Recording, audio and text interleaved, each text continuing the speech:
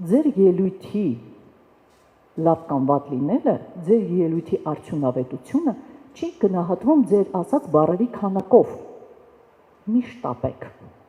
հանգիստ խոսեք մարդկանց հետ, շնչեք ինքներդ եւ թողեք մարդիկ ձեզ լսելուց շնչեն։ Եվ այսպես ոչ թե բառերի քանակով, այլ բառերի ազդեցությամբ։ Ազդեցություն գործելու համար մենք իջացնում ենք ձայնը, մենք դանդաղում ենք եւ մենք սկսում ենք կիրառել պաուզաներ։ Յուրաքանչյուր կարևոր բառից առաջ, տրամաբանական շեշտը կրող բառից առաջ, կամ այն բառից առաջ, որը մենք ուզում ենք, որ շեշտվի, մենք վերցնում ենք պաուզա։ Եվ դրանից հետո եւս 2 վայրկյան պաուզա։ Թույլ տվեք մարդիկ զգան ձեր ասացի կարևորությունը։